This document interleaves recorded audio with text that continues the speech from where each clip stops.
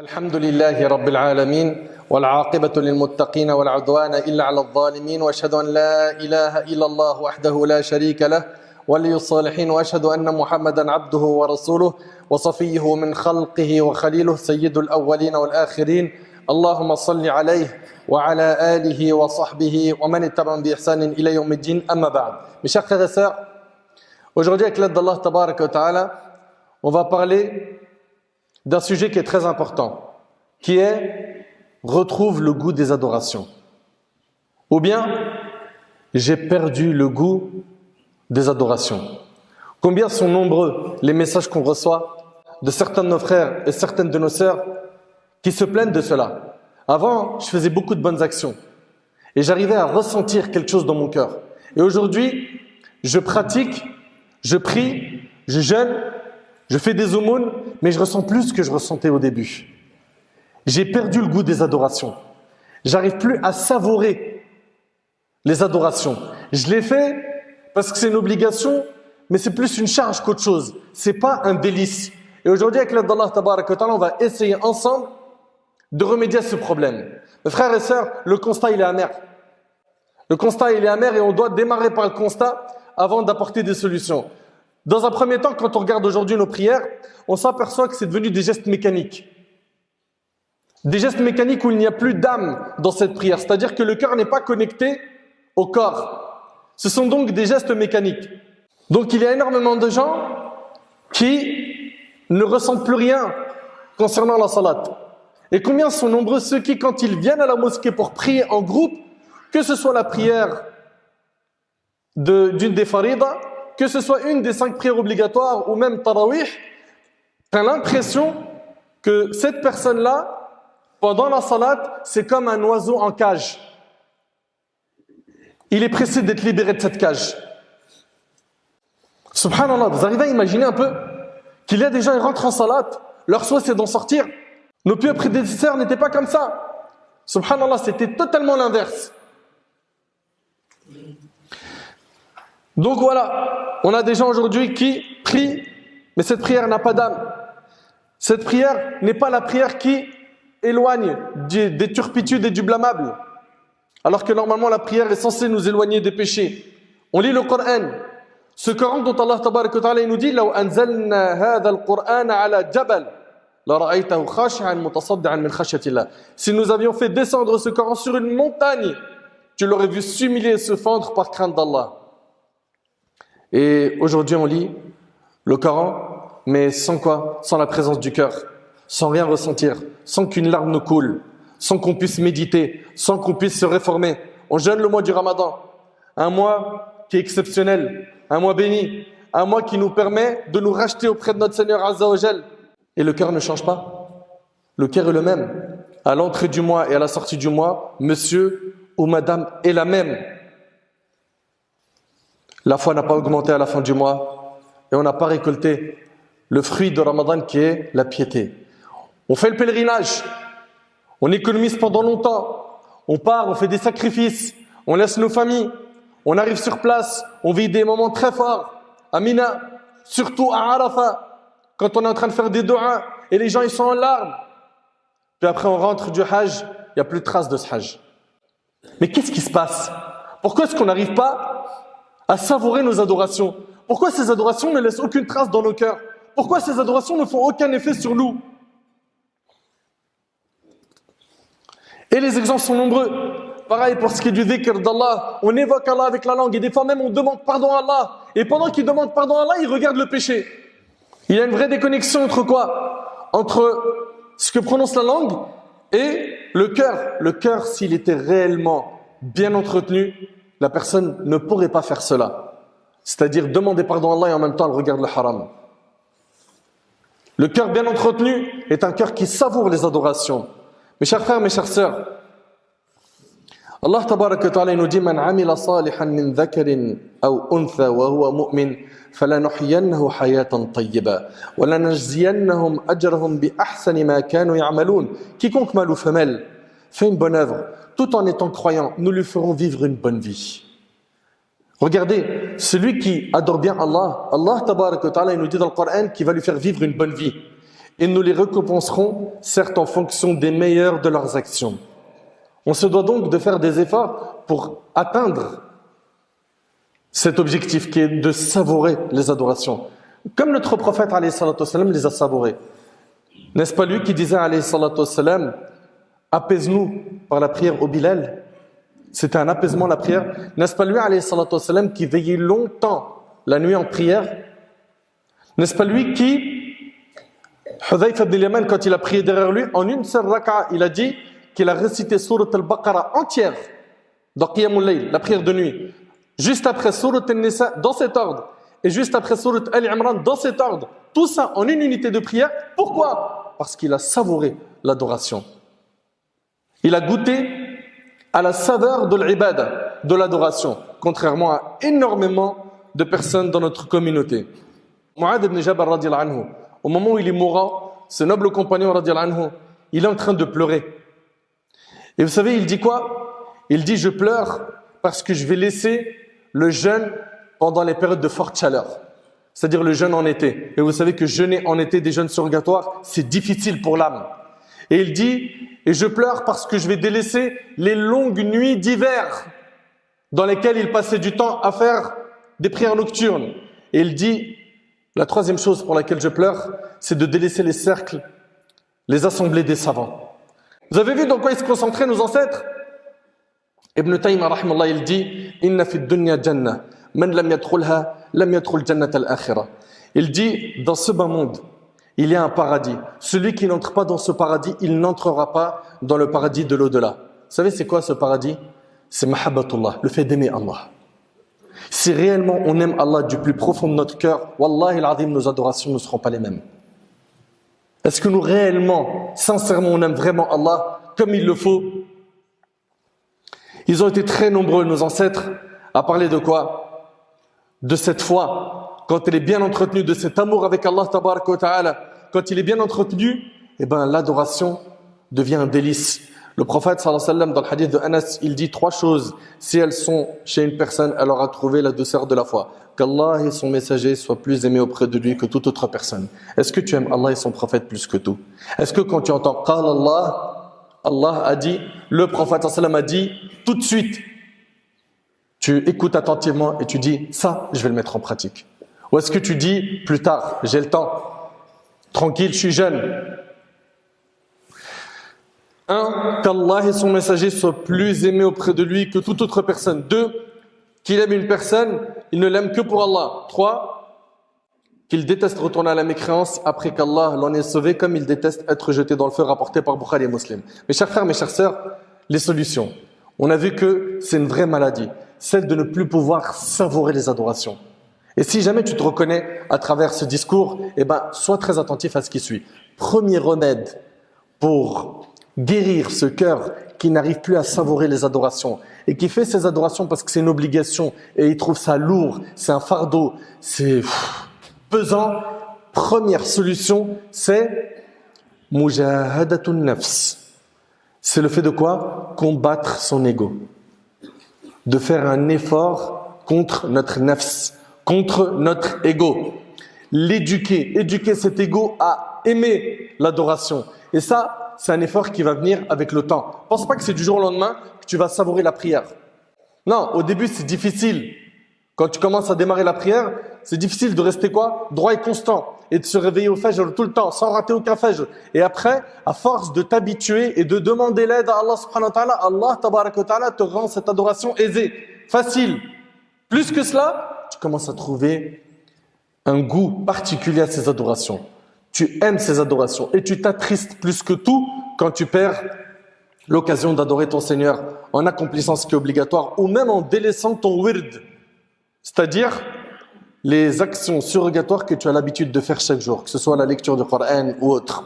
Mes chers frères et sœurs, habituons notre ego, éduquons notre ego à se rapprocher d'Allah tabaraka wa ta'ala et retroussons nos manches pour cela. Ça va être difficile. Et vous savez, c'est comme quoi? C'est comme un bébé.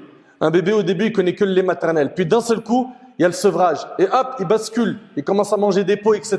C'est à toi de faire la même chose avec cette âme qui incite au mal, tout comme la mère fait avec son bébé. Tu dois lui changer d'aliment. arrête de nourrir ton âme de péché. Change-lui d'aliment. Ça va être difficile à un moment, mais t'inquiète pas, avec l'aide d'Allah, c'est faisable. Combien se sont repentis? Combien ont changé? Regarde autour de toi. Tu as forcément vu des exemples de gens qui étaient loin et qui sont revenus vers Allah. Pourquoi ça ne serait pas toi aujourd'hui? Pourquoi tu ne te prends pas en main? Allah tabarak wa ta'ala dit: Ya ayyuhalladhina amanu isbiru wa sabiru wa rabitu wattaqullah la'allakum tuflihun. Oh les croyants, soyez endurants. Sois endurant, lâche pas, craque pas. Incitez-vous à l'endurance, luttez constamment et craignez Allah afin que vous réussissiez. Allah tabarak wa ta'ala dit: Wa'mur ahlaka bis-salat wastabir 'alayha. Et commande à ta famille la salat et fais-la avec persévérance. Notre bien-aimé alayhi salatu wassalam dans le hadith de Tirmidhi, il a dit: Al-mujahid man jahada nafsah. Le véritable combattant. Soyez attentifs s'il vous plaît. Le véritable combattant est celui qui combat son âme. Le véritable combattant est celui qui combat son âme. Mes chers frères, mes chères sœurs, ça c'est donc la première des solutions. C'est quoi? D'éduquer notre ego, notre âme à faire le bien. Ok? C'est à toi de lui dicter ce qu'elle doit faire et pas l'inverse. Deuxième solution, toi qui veux goûter à la douceur des adorations, le fait de t'écarter des péchés. Wallahi al-azim, on a trop minimisé les péchés. On a trop minimisé les péchés. On minimise les conséquences des péchés. On ne réalise pas à quel point les péchés écartent le serviteur de l'adoration, de l'obéissance d'Allah tabarak wa ta'ala. Le péché, c'est un voile qui empêche la lumière de la foi de pénétrer dans le cœur. Et donc le cœur est sombre. Le cœur n'est pas entretenu. Un de nos pieux prédécesseurs a dit: Allah n'a pas, écoutez bien, puni un serviteur par une punition plus grande que celle de la dureté du cœur. Et comment est-ce que le cœur durcit? À cause des péchés. Plus tu fais des péchés, plus il durcit. Et il est insensible au rappel. Insensible face aux ibadat. Il ne les savoure pas. Pourquoi? Parce que son cœur est dur. Il a fait trop de péchés. La solution, c'est de demander pardon à Allah, de te repentir, de revenir vers Allah. Ces péchés vont disparaître. Ibn Taymiyyah, rahimahullah, écoutez ce qu'il dit. Il dit: si tu ne trouves pas dans ton cœur la douceur et l'apaisement suite à une bonne action, accuse ton cœur. Vous êtes attentifs? Si tu ne trouves pas dans ton cœur la douceur et l'apaisement suite à une bonne action, accuse ton cœur. Revois l'état de ton cœur. Entretiens ton cœur. Écarte-toi des péchés. Sufyan al-Thawri, rahimahullah, il dit: j'ai été privé de la prière de nuit, qiyamul layl, pendant 5 mois, pour un péché que j'ai commis. Allahu Akbar. Allahu Akbar. Un péché qu'il a commis l'a empêché de se lever, faire qiyamul layl. Un péché qu'il a commis l'a empêché de faire qiyamul layl, les prières nocturnes, prier la nuit. Et quand on lui a dit: et quel est ce péché? Vous savez qu'est-ce qu'il a dit? Subhanallah. Il a dit: Ra'aytu rajulan yabki faqultu fi nafsi hadha mura'in. Il a dit: j'ai vu un homme qui est en train de pleurer et je me suis dit dans mon fort intérieur, c'est quelqu'un qui fait ça par ostentation. Il l'a même pas exprimé. Il l'a même pas dit aux gens, c'est quelqu'un qui fait ça par ostentation. Dans son fort intérieur, il a pensé du mal de son frère. Ça l'a empêché de prier qiyamul layl. Nous, on minimise les péchés. On regarde du haram. On écoute du haram avec nos oreilles. Des clips, de la médisance, des insultes, des paroles vulgaires. Et vous croyez que tout ça, c'est sans conséquence? Vous croyez que ça n'impacte pas nos adorations? Ça impacte le cœur, ça le détruit. Et quand le cœur il est détruit, affaibli, comment veux-tu qu'il puisse savourer les adorations? Comment veux-tu même qu'il puisse adorer Allah comme il le faut? Il ne peut pas. Il n'a pas cette force. Wahib, fils de Ward, il lui a été dit: quand est-ce qu'une personne perd la saveur de l'adoration? Est-ce que c'est lorsqu'elle, écoutez bien, commet le péché, ou c'est lorsqu'elle a terminé de commettre le péché? Écoutez bien ce qu'il a dit. Je répète la question. On lui a posé la question, on lui a dit: quand est-ce que la personne perd le goût, la saveur de l'adoration? Est-ce que c'est lorsque la personne commet le péché, c'est-à-dire pendant qu'elle le commet, ou c'est après l'avoir commis qu'elle perd le goût de l'adoration? Il a dit non. Il a dit, vous savez qu'est-ce qu'il a dit, subhanallah? Il a répondu, il a dit: Yafqidu ladhat al-ibada idha hamma bil ma'siyah. Il perd la saveur des adorations quand il a l'intention et la motivation de faire le péché. C'est pas quand il l'a fait. Non.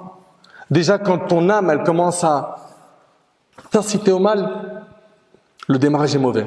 Donc on a dit premièrement, éduque ton âme. Deuxièmement, diminue les péchés. On t'a pas dit deviens un ange. Il n'y a personne parmi nous ici qui ne fait pas de péché. Il n'y en a aucun parmi nous qui est infaillible. On fait tous des péchés, à des degrés différents. Mais, quand on fait un péché, on revient vers Allah. On se repent, on regrette, on culpabilise, on revient vite. On ne retarde pas le repentir.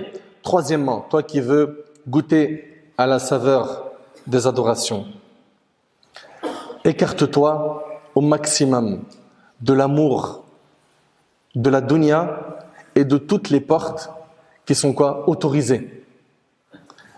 Et écarte-toi également de l'excès de ce qui est autorisé. Ça veut dire quoi exactement? Ce bas monde, c'est pas difficile. Le grand savant Al-Hassan al-Basri, en décrivant ce bas monde, vous savez qu'est-ce qu'il a dit? Il a dit, ce bas monde et l'au-delà, c'est comme l'Orient et l'Occident. Plus tu te rapproches de l'un des deux, plus tu t'écartes de l'autre. Tu t'éloignes de l'autre. Si tu te rapproches beaucoup de l'au-delà, des actions qui mènent à l'au-delà, des bonnes actions, et que ton fikr, ton esprit, tes pensées commencent à devenir comme celles du prophète sallam, et donc tu penses constamment au jour dernier, à la rétribution, à la mort, à la tombe, à la récompense, ou au châtiment, le jour du jugement. Si tu atteins cela, qu'est-ce qui va se passer? Tu vas automatiquement t'écarter de cette vie d'ici-bas. Ça ne veut pas dire que tu n'as pas le droit de te divertir ou de profiter de cette vie, non. Ce qui est voulu, c'est que tu ne vas plus accorder assez d'importance à cette vie d'ici-bas. C'est, la dunya, c'est beau, c'est vrai, c'est brillant, mais c'est éphémère. L'autre vie, elle est éternelle. Je ne peux pas faire le mauvais choix.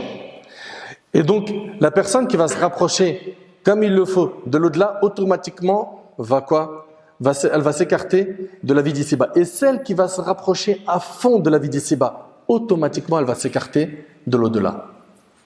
Vous comprenez? Donc, ça c'est le premier point. Fais attention à l'amour excessif que tu as pour cette vie. Deuxièmement, fais attention également à quoi? À ces différentes portes de choses qui sont autorisées. Il y a des gens, ils vont faire attention aux grands péchés, aux petits péchés, mais par contre, ils passent un temps fou dans ce qui est autorisé, comme le shopping, manger, dormir, boire. Il va passer un temps fou dans ça. Et ça aussi, ça a un effet néfaste sur le cœur. Donc, ne soyons pas de ceux qui vivent pour manger. Ne soyons pas de ceux qui vivent pour s'habiller. Non. C'est pas ça l'objectif de notre vie. L'objectif de notre vie, c'est d'avoir la satisfaction d'Allah. Allah tabaraka wa ta'ala dit wa kulu washrabu wa la tusrifu innahu la yuhibbul musrifin. Mangez et buvez et ne commettez pas d'excès car Allah n'aime pas ceux qui commettent des excès. Et le prophète sallallahu alayhi wa sallam a dit, d'après Al-Miqdam ibn Ma'di Karib, il a dit alayhi salatu wa salam, un humain n'a jamais rempli un récipient plus mauvais que le ventre. Il suffit au fils d'Adam de quelques bouchées afin qu'il tienne son dos droit. Et s'il peut se contenter de cela, alors le tiers pour la nourriture, le tiers pour sa boisson et le tiers pour sa respiration, rapporté par Tirmidhi. Un parmi nos pieux prédécesseurs a dit, le repos du cœur est dans la diminution des péchés. Le repos du ventre est dans le fait de manger peu. Et le repos de la langue est dans le fait de parler peu. Mes frères et sœurs, rappelez-vous que le plus important c'est quoi? C'est de soigner ce cœur. Allah tabaraka wa ta'ala dit yawma la yanfa'u malun wa la banun illa man ata Allah biqalbin salim. Le jour où ni les biens ni les enfants ne seront d'aucune utilité, sauf celui qui se présente à Allah avec un cœur saint. Le cœur saint, c'est celui qui ne connaît pas le shirk, c'est celui qui ne connaît pas la haine, c'est celui qui ne connaît pas l'envie blâmable, c'est celui qui ne connaît pas l'amour excessif pour ce bas monde, etc., etc. Quatrièmement, toi qui veux goûter à la saveur de la foi, rappelle-toi que par le biais des adorations, tu gagnes l'amour d'Allah et sa satisfaction. Qu'Allah aime cette adoration. Subhanallah, quand toi tu aimes quelqu'un, tu fais tout pour lui faire plaisir. Si c'est tes parents, tu vas tout faire pour leur faire plaisir. Si c'est ta femme, tu vas tout faire pour lui faire plaisir. Tu vas même économiser longtemps pour lui acheter ce qu'elle t'a demandé. Parce que tu l'aimes. Et là, tu imagines qu'en faisant ces adorations, Allah t'aime. Mais comment passer à côté de cet immense mérite? Le prophète alayhi salatu wassalam, nous dit qu'Allah tabaraka wa ta'ala a dit « Je déclarerai la guerre à quiconque se montre hostile à l'un de mes alliés. Parmi tous les moyens employés par mon serviteur pour se rapprocher de moi, rien ne m'est plus agréable que la pratique de ce que je lui ai imposé. » C'est-à-dire Allah subhanahu wa ta'ala, ce qu'il aime par-dessus tout, c'est les œuvres obligatoires. Puis après cela, il y a les œuvres surrogatoires. Mon serviteur ne cesse de se rapprocher de moi par les actes surrogatoires jusqu'à ce que je l'aime. Une fois que je l'ai aimé, je deviens son ouïe avec laquelle il entend, sa vue avec laquelle il voit, sa main avec laquelle il attrape, son pied avec lequel il marche. S'il me demande alors quelque chose, je la lui donne, et s'il me demande protection, je lui accorde. Cinquièmement, garde en tête, mon frère ainsi que toi, ma sœur, que toutes les adorations que tu fais, elles ne sont pas perdues. Elles sont comptabilisées auprès du Maître, et tu les retrouveras le jour du jugement. Ça va t'aider à trouver de la force et de l'énergie pour continuer à faire le bien. Tout ce que tu as fait comme bien, il n'est pas perdu. Tu vas le retrouver, Inch'Allah. Tu vas le retrouver le jour du jugement. Allah tabarak wa ta'ala dit وَمَنْ يَعْمَلْ مِنَ الصَّالِحَاتِ وَهُوَ مُؤْمِنٌ فَلَا يَخَافُ ظُلْمًا وَلَا هَضْمًا. Et quiconque aura fait de bonnes œuvres tout en étant croyant ne craindra ni injustice ni oppression. T'inquiète pas pour toi le jour du jugement. Juste fais le bien, carbure, mets le paquet et tu verras que le jour du jugement ça va bien se passer. Bi'idhnillahi tabarak wa ta'ala. Si je dois résumer tout ce qui a été dit aujourd'hui, toi qui veux goûter à la saveur des adorations, éduque ton âme. Éduque ton âme. C'est un travail de longue haleine. Sois-en sûr que ça va payer un jour. Bi'idhnillahi tabarak wa ta'ala. Implore Allah, demande-lui. Entoure-toi de pieux. Apprends la religion. Fais les causes pour éduquer ton âme. 2, s'écarter des péchés. 3, prends garde à ce bas monde et à toutes les portes qui te mènent à des actes qui sont autorisés et qui vont te faire perdre beaucoup de temps. Garde en tête, quatrièmement, que l'adoration est une obéissance à Allah et par son biais, tu gagnes son amour et sa satisfaction. 5, garde en tête que ces adorations seront utiles le jour du jugement pour toi. J'implore Allah tabarak wa ta'ala de nous faciliter, de retrouver le goût des adorations. J'implore Allah azza wa jal de nous pardonner nos manquements. Sallallahu subhanahu wa ta'ala yanfa'ni bima qultu wa yanfa'akum bima